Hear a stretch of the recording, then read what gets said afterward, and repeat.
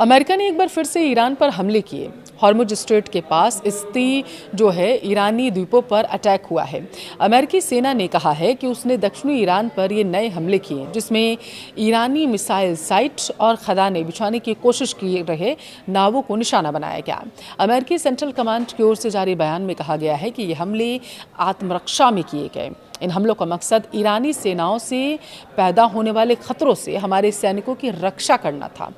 Ceasefire के बाद ऐसा क्या हुआ कि युद्ध दोबारा शुरू हो गया? क्या इसके पीछे की वजह स्ट्रेट ऑफ हॉर्मुज है या फिर कारण कुछ और है? चलिए इसे विस्तार से समझते हैं। नमस्कार, आपके साथ मैं पल्लवी रविंदर सिंह। ईरान और अमेरिका के बीच एक तरफ युद्ध विराम शांति समझौते को लेकर बातचीत चल रही थी, तो वहीं दूसरी तरफ अमेरिका सेना ने आज दक्षिणी ईरान में सैन्य कार्रवाई कर पूरी दुनिया को चौंका दिया है। अमेरिका ने दावा किया कि उसने उन ठिकानों को निशाना बनाया जहां से ईरानी बल खदानें बिछाने और मिसाइल लॉन्च करने की तैयारी कर रहा था। लेकिन सवाल तो अब ये उठ रहा है कि आखिर बातचीत के बीच अमेरिका ने हमला किया ही क्यों? सवाल ये भी लोग पूछ रहे हैं कि क्या यह प्रेशर पॉलिटिक्स है?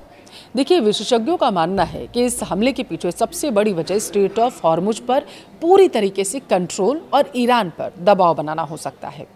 दरअसल दुनिया के सबसे अहम समुद्री व्यापार मार्गों में शामिल हॉर्मुज स्ट्रेट से बड़ी मात्रा में कच्चा तेल गुजरता है। अगर ईरान इस इलाके में दबाव बनाता है या समुद्री गतिविधियां बढ़ाता है, तो इसका सीधा असर वैश्विक तेल बाजार और पश्चिमी देशों की अर्थव्यवस्था पर सीधा पड़ेगा। अमेरिकी सेंट्रल कमांड ने कहा है कि यह कार्रवाई रक्षात्मक थी और इसका मकसद अमेरिकी सैनिकों को ईरानी खतरों से बचाना था। हालांकि आलोचकों का यह भी कहना है कि यह हमला ऐसे समय में हुआ जब दोनों देशों के बीच तनाव कम करने की लगातार कोशिशें की जा रही थी। अब ऐसे में इसे तेहरान पर दबाव बनाने की रणनीति के तौर पर भी देखा जा रहा है। असल में अमेरिका इस समय दो मोर्चों पर खेल रहा है। एक तरफ वह ईरान को बातचीत की मेज पर ला रहा है, दूसरी तरफ सैन्य दबाव के जरिए उसे अपनी शर्तें मानने के लिए मजबूर भी करना चाहता है। खास तौर पर ईरान के परमाणु कार्यक्रम को लेकर अमेरिका बेहद ही आक्रामक रुख लगातार अपनाए हुए है। डोनाल्ड ट्रंप का मकसद क्या है, उसे समझते हैं। अमेरिकी राष्ट्रपति डोनाल्ड ट्रंप ने साफ संकेत दिया है कि ईरान के समृद्ध यूरेनियम भंडार को या तो अमेरिका को सौंपना होगा या फिर अंतर्राष्ट्रीय निगरानी में उसे नष्ट करना होगा। ट्रंप ने कह दिया है कि यह प्रक्रिया अमेरिका और ईरान के सहयोग से हो सकती है। उसके बयान से संकेत मिल रहे हैं कि तेहरान अपने रुख में कुछ नरमी दिखाने को तैयार हो सकता है। एक रिपोर्ट के अनुसार ईरान सैद्धांतिक रूप से अपने उच्च संवर्धित यूरेनियम स्टॉक को छोड़ने पर सहमत हो गया था।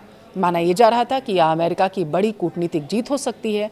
हालांकि इस समझौते तक पहुंचने के लिए वाशिंगटन लगातार दबाव और बातचीत दोनों का इस्तेमाल कर रहा है।